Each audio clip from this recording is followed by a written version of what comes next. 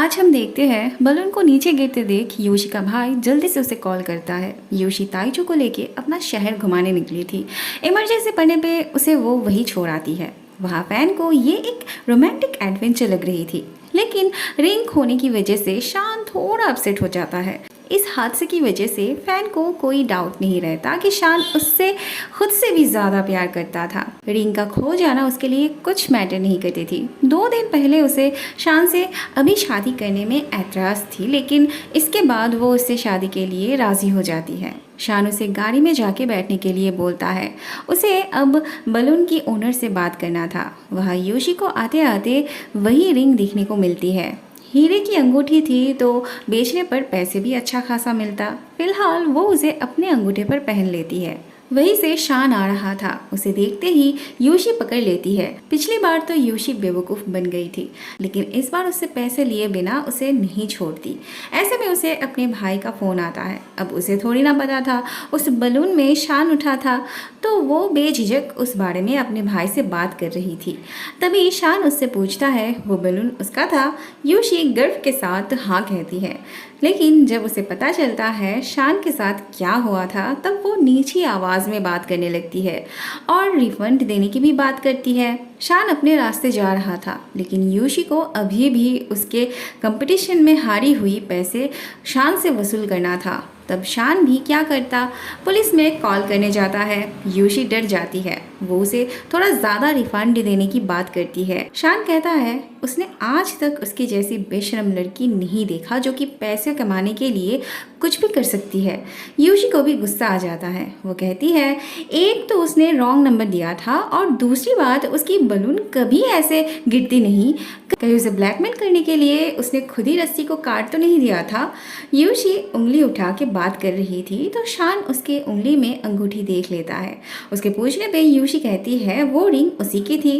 पहले तो शान ज़बरदस्ती उससे वो रिंग लेने की कोशिश करता है और फिर बाद में खुद ही उसे छोड़ देता है, ये कह के कि अगर उसे वो रिंग रखना है तो वो रख सकती है। वैसे भी दूसरों की हाथ लगाई हुई चीज़ वो नहीं लेता, खास करके उसकी हाथ लगाई हुई चीज़। अगले सीन में हम देखते हैं ताइचू योशी को ढूंढते हुए उसके घर आता है। योशी की मॉम उसकी इतनी बड़ी कार देख के इम्प्रेस हो जाती है। योशी के साथ वो ताइचू की सेटिंग करवाना चाहती थी, इसीलिए वो उसके बारे में अच्छी अच्छी बात करने लगती है। थोड़ी देर बाद योशी आ जाती है। ताइचू को उसे एक चीज़ वापस करनी थी, इसीलिए वो यहाँ आया था। अगले सीन में हम देखते हैं फैन शान को याद करवा देती है दोपहर को उन्हें गाउन और सूट ट्राई करने जाना है, लेकिन शान को तब कहीं और जाना था। तो वो जिशान को रिक्वेस्ट करता है फैन के साथ सूट ट्राई करने जाने के लिए। जिशान के मुंह से तो निकल ही जाता है कहीं शादी के दिन भी उसके बदले उसे ना बैठना पड़े। वहाँ योशी देखती है उसके पियानो को बेच दिया गया था। पहले वो लूशी से झगड़ा करती है, पर फ़ायदा ना देख वो उसके हाथों पैसे थमा देती है। वो पैसे काफ़ी नहीं थे तो योशी उससे 3 दिन का वक्त मांगती है। उससे भी काम नहीं बनता तो योशी पियानो को ऐसे पकड़ के रखती है। वो किसी भी हालत में उसे बेचने नहीं देना चाहती थी। वहाँ जिशान और फैन आए थे ड्रेस ट्राई करने। फैन को गाउन में देख जिशान मुग्ध हो जाता है। फ़ोटो लेते वक्त फैन उसे बार बार उसके साथ फ़ोटो खींचने के लिए बोलती है। ठीक नहीं होगा जान के भी, मना करके भी आखिरकार वो राज़ी हो ही जाता है। वहाँ योशी को संभालना मुश्किल हो रहा था। लूशी ट्रैफिक पुलिस की मदद मांगती है।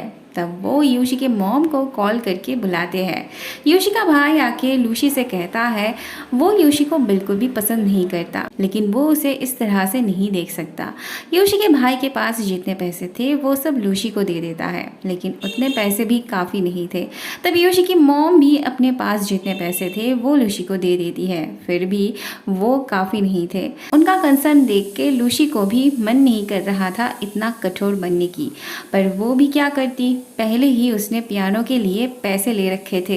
अब अगर वो पियानो नहीं देती तो उसे डबल पैसे देना पड़ता फाइन के साथ। वहीं से शान की गाड़ी आ रही थी। योशी को पियानो के लिए रोते हुए देख उसे याद आ जाता है योशी ने पैसों के लिए उससे कितने झगड़े किए थे। अगले सीन में हम देखते हैं योशी को उसकी मॉम कंफर्ट करने की कोशिश कर रही थी। तभी लूशी पियानो लेके चली आती है। इनके मन में एक ही सवाल था, ऐसा कैसे हुआ। लूशी बताती है उनके जाने के बाद एक बंदे ने उससे कांटेक्ट की और डबल पैसे दे के पियानो खरीद ली और उसे दे देने के लिए भी कहा। अब उनके पहचान में ऐसा कोई अमीर इंसान तो नहीं था। फिर अचानक से योशी के दिमाग में ताइचू का ख्याल आता है। सबको तब उसी के बारे में ख्याल आता है। ताइचू को योशी की मॉम और भाई दोनों ही पसंद करते थे। बाद में योशी की मॉम ताइचू के लिए कुकीज़ और योशी को अपनी एक खूबसूरत सी ड्रेस पहना के उसके पास भेजते हैं। पर योशी को पता चलता है ताइचू होटल पर नहीं था। उसे लूसी बीच पर लेके गई थी, पर ताइचू को उस पर कोई इंटरेस्ट नहीं था। लूसी कहती है उसके पैर पे मोच आ गई है, अब वो क्या करेगी। तभी योशी आके उसे कहती है उसके घर पे आग लगी है और ये सुनते ही वो भागने जाती है। मतलब उसके पैर पे मोच नहीं थे, यही प्रूव करना चाहती थी योशी। योशी के हाथों में बॉक्स देख के ताइचू पूछता है क्या वो भी उसके लिए कुकीज़ लेके आई थी। योशी की हिम्मत नहीं होती हाँ बोलने की। वो कहती है वो तो उसे थैंक यू कहने आई थी। ताइचू को बिल्कुल भी अंदाज़ा नहीं था वो किस लिए थैंक यू बोल रही थी और वो पूछता भी नहीं। योशी आज उसे फ्री में गाइड करना चाहती है, पर ताइचू को कोई और घुमाने ले जाने वाला था। योशी अपसेट हो जाती है। अगले सीन में हम देखते हैं योशी पानी डिलीवर करते वक्त ताइचू को यहाँ देखती है। ताइचू को एक बोट रेंट पे चाहिए थी सफ़ेद डॉल्फिन देखने जाने के लिए। योशी कहती है अब वहाँ कोई डॉल्फिन नहीं रहती और इसकी एक लंबी कहानी है। ताइचू को वो कहानी सुननी थी तो वो योशी के साथ पानी डिलीवर करते करते ही सुनना चाहता था। बातों ही बातों में हमें पता चलता है योशी की मॉम की बीमारी की पीछे उसके पापा कर्ज में डूब चुके थे। फिर उसके मॉम के जाने के बाद उसके पापा उसे यहाँ लेके आए थे और उसकी प्रेजेंट मॉम के साथ मुलाकात हुई थी। बाद में उसके डैड उनसे शादी किए थे। इस तरह से वो उसकी मॉम बनी थी। योशी की ये वाली मॉम भी बहुत अच्छी थी। वहाँ जीशान और शान हॉल की डेकोरेशन देखने आए थे।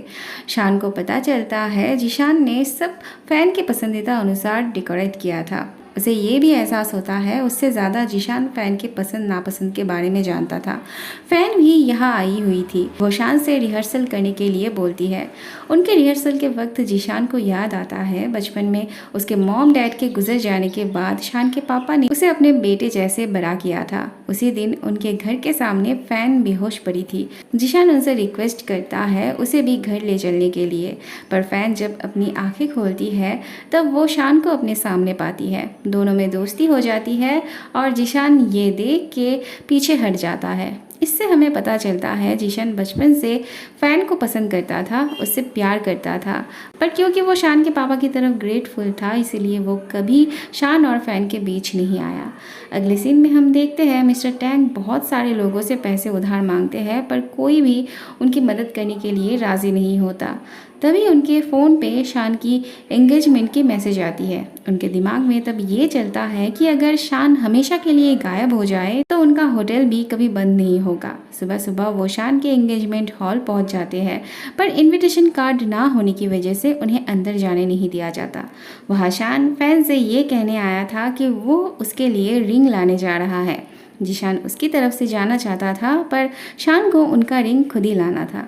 मिस्टर टैंक बाहर बैठ के मौका ढूंढ रहे थे। तभी वो शान को गाड़ी लेके कहीं जाते हुए देखते हैं। तब वो भी उसके पीछे जाने लगते हैं। रिंग लेने के बाद वो जब सुनसान रास्ते से जा रहा था तभी मिस्टर टैंक शान की गाड़ी को धक्का मारना चाहते थे, लेकिन उनके ऐसा करने से पहले ही एक लॉरी वहाँ से गुजरती है और शान की गाड़ी पानी में गिर जाती है।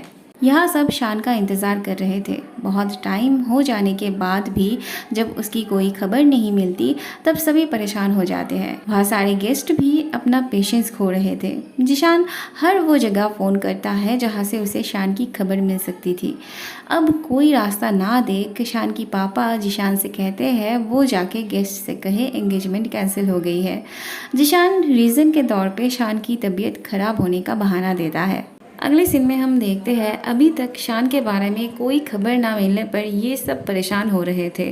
फिर जीशान के पास पुलिस स्टेशन से कॉल आता है और उससे कहा जाता है शान की गाड़ी उन्हें पानी के अंदर दिखने को मिली है और उसकी बॉडी को अभी तक ढूंढा जा रहा है। ये सुन के जीशान को बहुत बड़ा शौक लगता है और ये बात वो जब सबको बताता है तब शान के पापा को हार्ट अटैक जैसा आ जाता है। वहाँ पुलिस शान की बॉडी को चारों तरफ ढूंढ रहे थे पर शान तो यहाँ बेहोश पड़ा था। होश आने पे वो धीरे धीरे उठने की कोशिश करता है। चलते चलते आखिरकार वो मेन रोड तक पहुंच ही जाता है और वहीं से योशी अपनी मॉम और भाई के साथ गाड़ी में आ रही थी।